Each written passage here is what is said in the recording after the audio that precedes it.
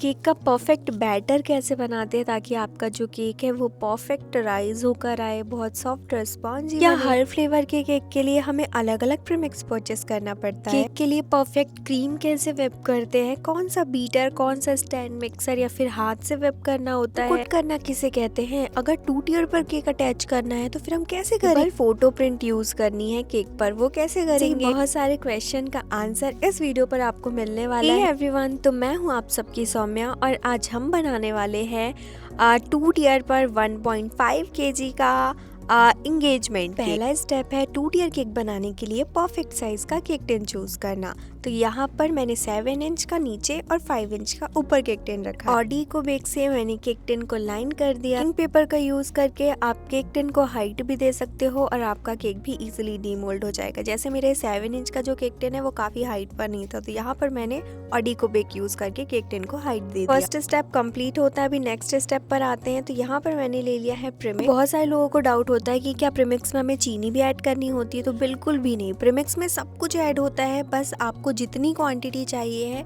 आप उतना प्रीमिक्स निकालिए और थोड़ा थोड़ा पानी ऐड करते हुए आप उसका बैटर बनाएंगे। फिर थोड़ा सा उसमें आप रिफाइंड ऑयल ऐड कीजिए और जिस भी फ्लेवर का आपका केक है उसका एसेंस ऐड कर दीजिए। बिगनर्स होते हैं, उन्हें बहुत सारे डाउट होते हैं कि अलग अलग फ्लेवर के लिए अलग अलग प्रीमिक्स आते हैं, तो बिल्कुल भी नहीं। आप वेनिला प्रीमिक्स का पैकेट लेंगे और आपको जिस भी फ्लेवर का केक बनाना है आप उसका एसेंस ऐड करके उसको फ्लेवर देंगे। फिर से आप चॉकलेट प्रीमिक्स लेंगे, उसका भी ऑयल और एसेंस के साथ पानी से घोल करके बैटर बनाएंगे और केक टिन में डालकर उसको बेक करेंगे। 1 kg केक के लिए 2 कप भर के प्रीमिक्स और हाफ kg केक के लिए 1 कप प्रीमिक्स। वाटर आपको धीरे धीरे अपने बैटर के अकॉर्डिंग ही ऐड करना पड़ेगा। बैटर आपको रिबन कंसिस्टेंसी का बनाना है, ना ही बहुत ज्यादा थिक और ना ही थिन। फिर आपको अवन को करना है प्री हीट। ये मेरा 48 लीटर का अवन है। लोअर रॉड ऑन करके 180 डिग्री पर 35 to 40 मिनट्स के लिए मैं यहाँ पर बेक करूँगी। आपके पास अवन नहीं है तो आप गैस कढ़ाई पर भी कर सकते हो। तब तक जब तक केक बेक होगा मैं यहाँ पर क्रीम बनाने का तैयारी करूँगी। तो क्रीम मैंने पहले ही निकाल कर रख दी थी, एकदम मेल्ट है और चिल्ड भी। इसको स्टैंड मिक्सर पे व्हिप करेंगे। तो यहाँ पर मैंने 1.5 कप क्रीम यहाँ पर मैं व्हिप कर रही हूँ, क्योंकि मेरे और भी इंगेजमेंट केक्स के ऑर्डर है, मुझे क्रीम की ज़्यादा नीड है। तो ये मेरा 1400 वॉट्स का गारो का स्टैंड मिक्सर है। आज इसकी स्पीड जो है काफ़ी अच्छी है। 10 to 15 मिनट्स हमें लगने वाला है और यहाँ पर भर के हमारा 1 कप क्रीम रेडी हो जाएगा। स्टैंड मिक्सर भी आप जब भी यूज़ करोगे आपको पहले 4 to 5 नंबर स्पीड पे चलाना है 1 मिनट के लिए और फिर आपको फुल स्पीड पर व्हिप करना है। फिर आपको सही टाइम पर स्टैंड मिक्सर को बंद करना है। यदि आप पहले बंद कर दोगे तो क्रीम परफेक्ट व्हिप नहीं होगी। तो यहाँ पर आपको ध्यान देना है, जब क्रीम व्हिप हो जाती है ना तो वो मतलब बोल को छोड़ने लग जाती है, ठीक है, तो आपको समझ आ जाएगा कि क्रीम परफेक्ट व्हिप हो गई है। तो क्रीम आपको बहुत अच्छे से व्हिप करना आनी चाहिए है, वरना आपका ना आगे का सारा काम बिगड़ जाने वाला है। और खासकर जब आप 2 टियर 3 टियर केक बनाते हो ना, आपकी क्रीम अच्छी नहीं बनी है तो वो परफेक्ट सेट नहीं होगा और केक दूर ले जाते तक गिर भी सकता है। देखो, जब तक क्रीम रेडी हुई हमारा स्पॉन्ज भी बेक हो गया था, ठंडा भी हो गया। अभी मैं आपको इसको डीमोल्ड करके दिखा रही हूँ। देखो कितना इजीली डीमोल्ड हो गया और हमने केक को हाइट दी थी तो हमने उसी केक टिन में 1 kg का केक भी बेक कर लिया। प्रीमिक्स से बना है ये स्पॉन्ज और आप देख सकते हो इसकी सॉफ्टनेस। और सबसे बड़ी बात, हमने इसे OTG में बेक किया है। बहुत सारे लोगों को डाउट होता है कि हम OTG पर जब केक बेक करते हैं तो वो बहुत हार्ड हो जाता है। साथ ही साथ यहाँ पर देखिए मैंने इतने सारे केक्स की बेकिंग की है सिर्फ OTG पर। यही बेनिफिट होता है कि एक साथ केक्स बेक हो जाते हैं। तो रात में मैंने बेकिंग करके रख दी थी और ढक कर रख दिया था ताकि अच्छे से सारे केक और जो भी मुझे चाहिए वो ठंडे हो जाएंगे।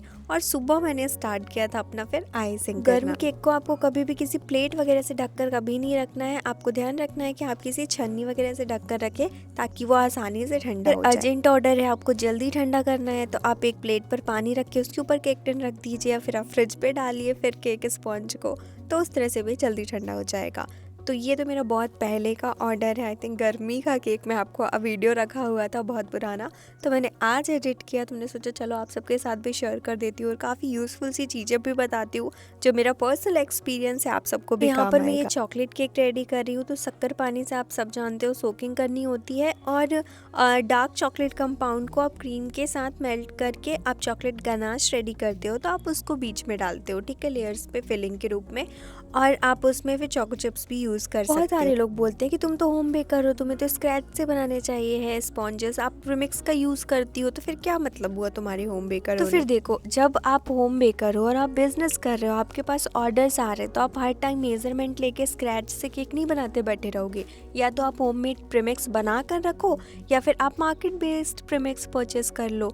तो जब आपके पास काम ज़्यादा होता है तो आप प्रीमिक्स को ही परचेस करना सही समझो। दूसरी बात, हम स्क्रैच से केक भी बना देंगे तो उसका पेमेंट जो होगा ना वो कस्टमर नहीं देना चाहेंगे। वो बेकरी से कंपेयर करते हैं, बहुत सारे कस्टमर की बेकरी पे अगर 250 का हाफ केजी मिल रहा है तो हम आपको 300 ही दे सकते हैं, वो आपको 400 450 नहीं देंगे, चाहे आप कितना भी अच्छा टेस्ट दे दोगे। होम बेकर भी अपना एक होम बेकरी एक बिजनेस ही रन कर रहा है, तो वो भी अपनी सारी चीज़ों को देखकर ही काम करेगा। चलो हम प्रीमिक्स ही यूज़ करते हैं, पर हमारा बेकरी से टेस्ट अच्छा क्यों होता है? क्योंकि बेकरी में भी तो वही सेम प्रीमिक्स और क्रीम यूज़ हो रहा है, तो इसलिए अच्छा होता है क्योंकि वही प्रीमिक्स का जो स्पॉन्ज है वो बेकरी में 6 दिन 7 दिन 8 दिन का बना हुआ रखा है। केक जो है वो 10 दिन से बना हुआ रखा है, हो सकता है वो ख़राब भी हो गया हो, या हो सकता है आपकी किस्मत में अच्छा है तो उनके सारे केक सेल हो चुके हो, आपको नया केक मिला हुआ बन। अगर हमारे पास आप आओगे तो हम उसी प्रीमिक्स का यूज़ करके आपको तुरंत 1-2 घंटे के पहले स्पॉन्ज बेक करते हैं, क्रीम बनाते हैं और फिर आपको केक देते हैं। तो वो सीधी सी बात है ना यार, टेस्ट तो आपको डिफरेंट, हमारे कस्टमर जैसा चाहते हैं हम वैसा कस्टमाइजेशन भी करते हैं, मतलब 1% भी ऊपर नीचे नहीं होने देते हैं। तो यहाँ पर एडिबल फोटो प्रिंट कैसे यूज़ करना, चलो अभी आपको वो बता देती हूँ।